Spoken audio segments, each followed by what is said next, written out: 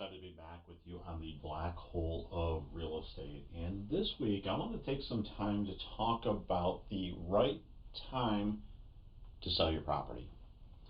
And this comes in a few different varieties. And absolutely, the first one most people are thinking of is selling their primary residence to move to a different home.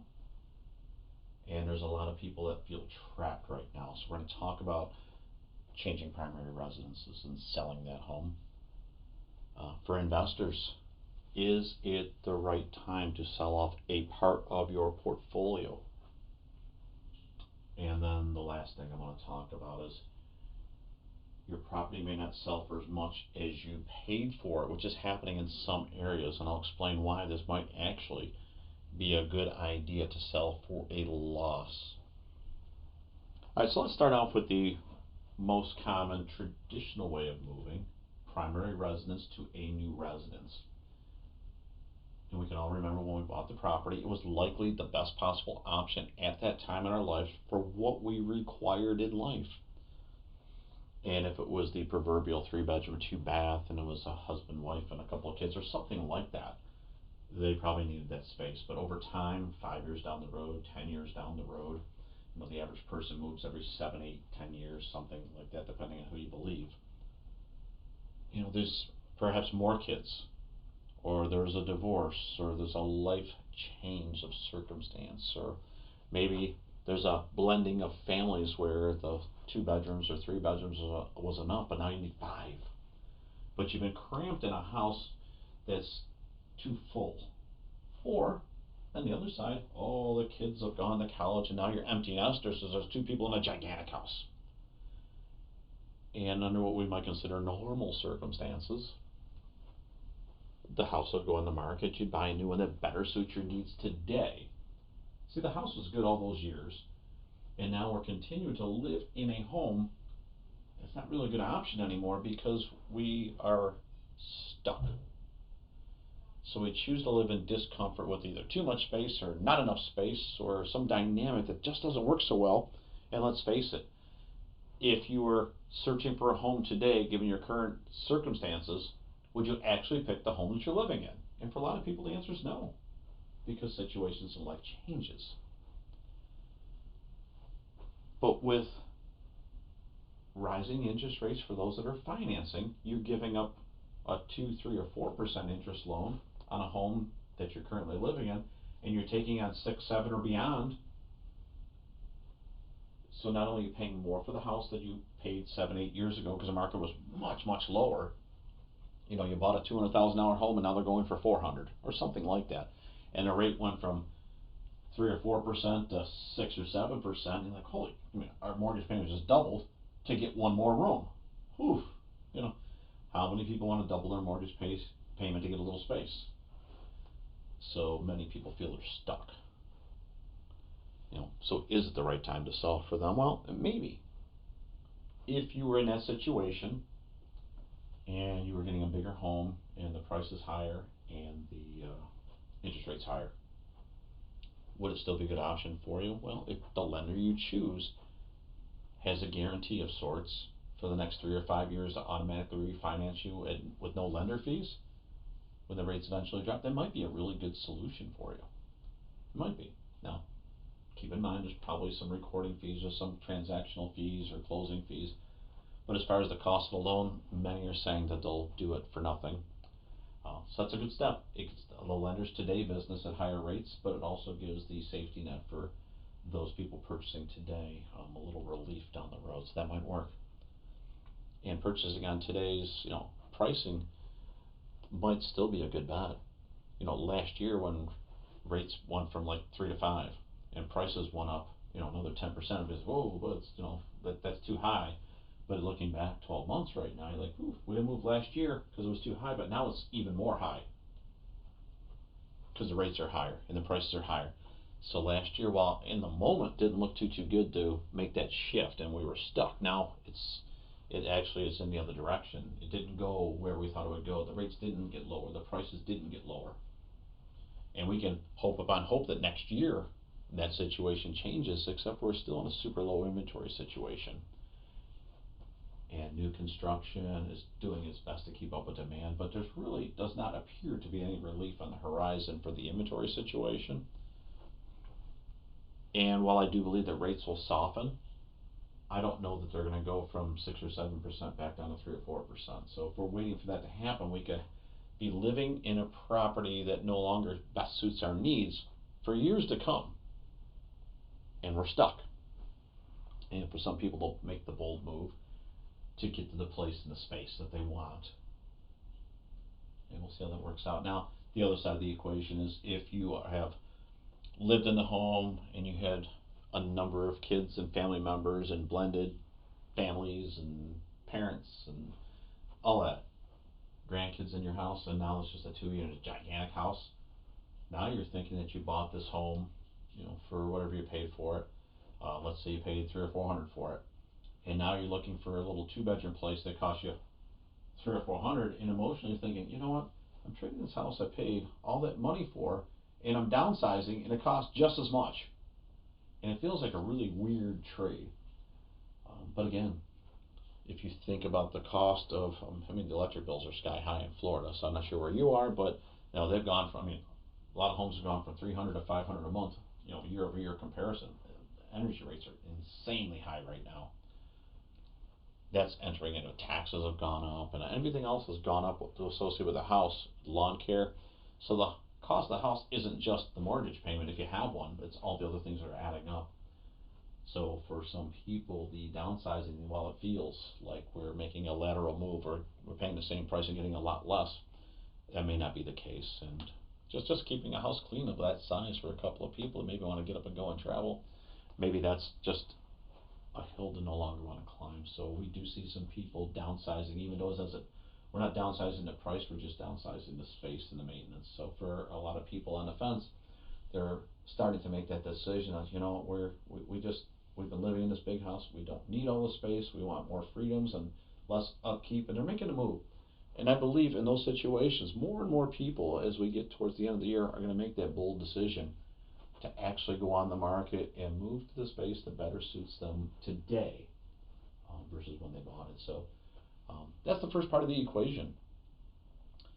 Now, if you're an investor and you're thinking of selling, a lot of people bought 10 years ago. Prices were super low, and the homes that you were buying for 150 right now are probably selling for 300. Is it the right time to lock in some profits, or to take a number of single family homes, sell those off, maybe use a 1031 exchange, maybe not? You talk to your CPA about, is deferring the tax on it a good idea? For some people it is. But maybe they're selling 3 or 4 smaller properties and buying a multifamily property or an apartment building. So for some investors, moving the risk assignment from, I've got 6 single family homes, what I really want is a 6 unit apartment complex, and maybe there's enough profit within the sale of those 6 homes to pay for that 6 unit apartment building, because they bought low, they've been paying down the mortgage. If they had mortgages, and it was just cash, the cash flow's been building up. So it could be the time to sell the property and lock in profits and just keep the money for dry powder. If you believe that the market is going down, and I don't subscribe to that, but if you believe the market's going down, it's still high. It's a little higher than it was last year, and at a time when people thought the market was going to crash. For prices to be higher, it's interesting to me. But if you do believe that it's going to crash, and it was just delayed by a year, just hung on, then maybe selling off 5 or 10 properties in a portfolio and just banking the cash and buying the properties back next year for a much lower price. And if you had 10 properties at, let's just say, 250 each, you bank 2.5 million. If you really believe the market's going to crash 20%, if you believe that, then in theory you can buy the same properties back for $2 million next year and keep the $500,000 in your pocket. That would be your delta. So if you believe the market is going to crash, it absolutely might make sense to sell between now and the end of the year. If you want it on this tax year,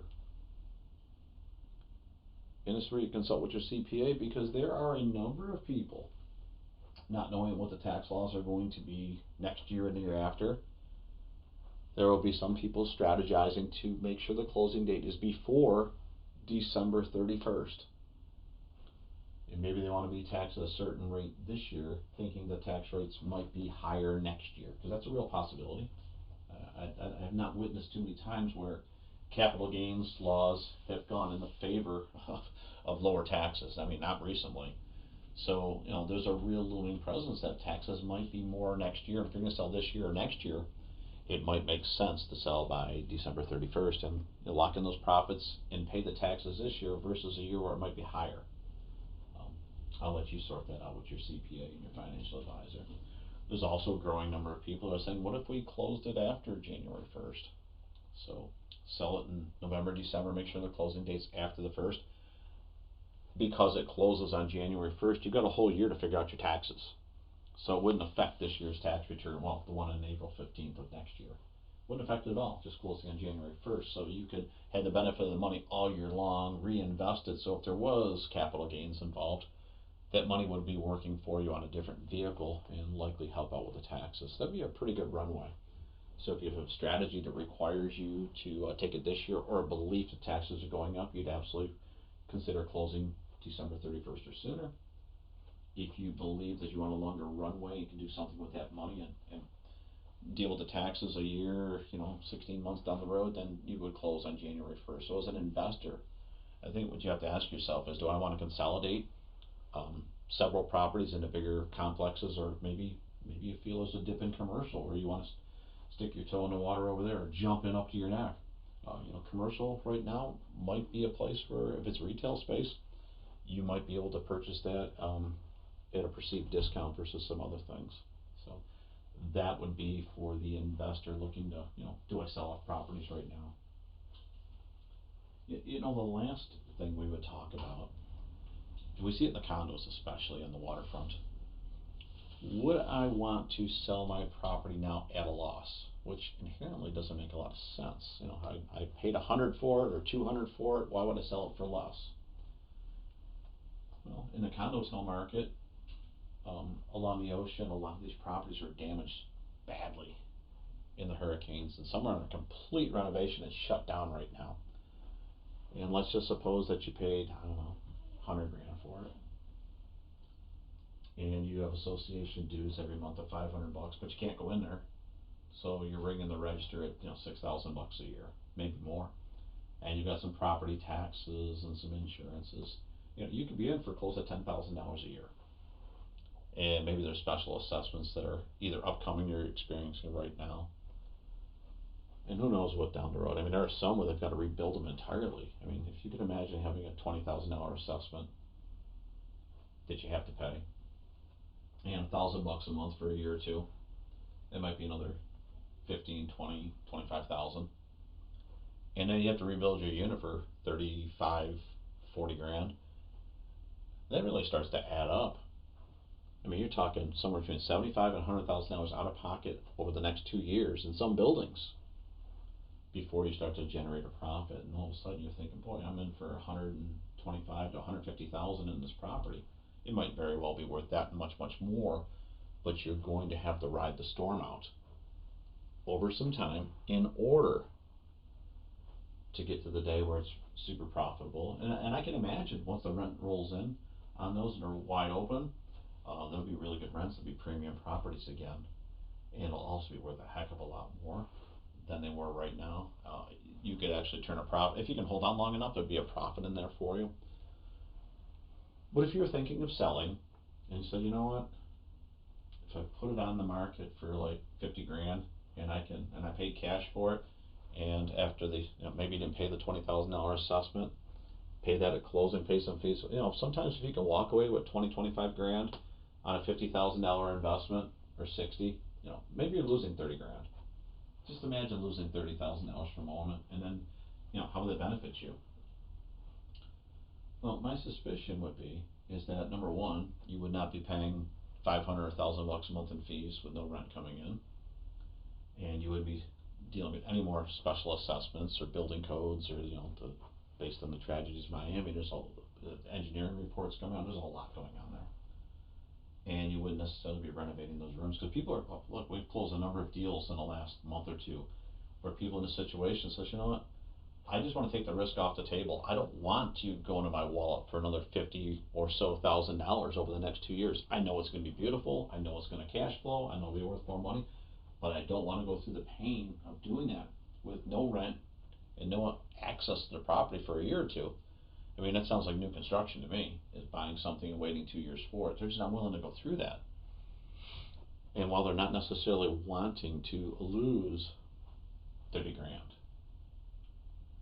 if you give it to your CPA and say, listen, maybe you're a high wage earner or maybe you're an average wage earner, but a $30,000 loss against your taxes might wash out your tax due at the end of the year, might provide a refund for you. Or maybe you time it out. Maybe you don't need it this year. Maybe you're good this year, but maybe you're selling something next year. You see, maybe you're selling a different rental property.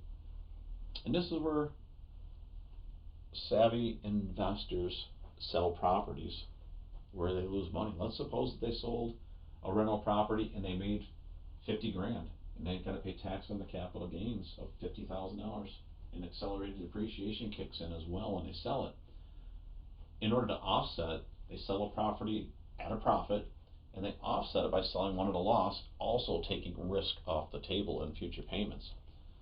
So if you have one property in your portfolio that you need to sell at a loss in order to avoid future payments, but you also are selling a property where you're going to make some money, in essence, those two could wash each other out, come very, very close. Put some money in your pocket, it gets a really bad property out of your portfolio and gives you some relief against the future investments in that property. And so that is why investors are looking at selling properties at a loss right now, not because the market's gone down, is because tax-wise in their investment strategy, it just makes sense. So if you're on the fence about selling and moving your primary residence, I understand it, and hope I've given you some thoughtful reasons on why that might be a good idea. And if you're an investor looking to sell to reposition your money, absolutely a great idea, and give that some thought. And if you are on the verge of losing some money, is it really a loss? Again, I hope that helped you out, and I look forward to giving you more tips on how to play this market. If you've got questions, drop them in the chat below. Definitely subscribe. We look forward to seeing you next week on the black hole of real estate.